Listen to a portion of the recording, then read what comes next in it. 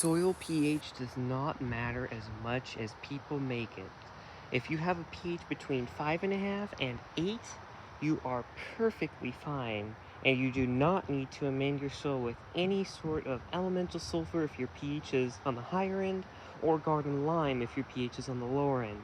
The reason why I say that is because this garden, I had my soil tested, the lawn and all that. It has a pH of 7.7, and I have some of the best pepper harvests.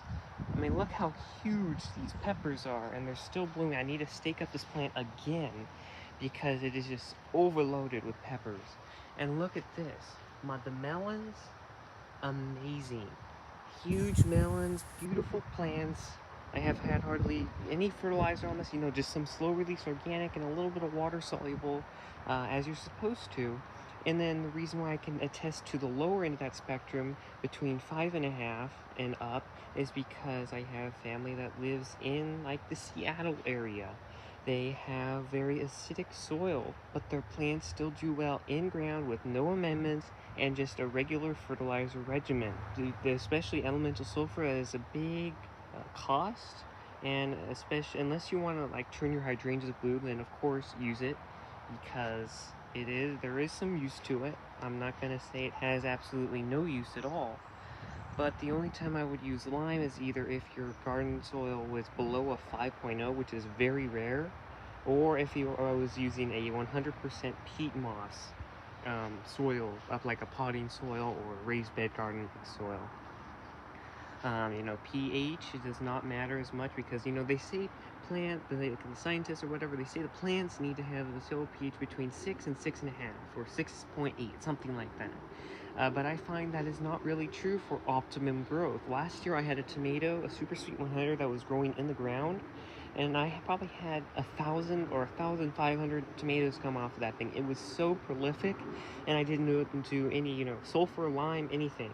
I would do sulfur because my pH is a little higher, but I did not do any of that, and I had one of the best tomato plants I had ever grown. So if you have a soil pH that is a little more on the alkaline side or acidic side, don't worry about it. It's between 5.5 and 8. That is a pretty big range, and I'd say most of the United States falls under that country with few exceptions. So I hope you liked this video and got something out of it.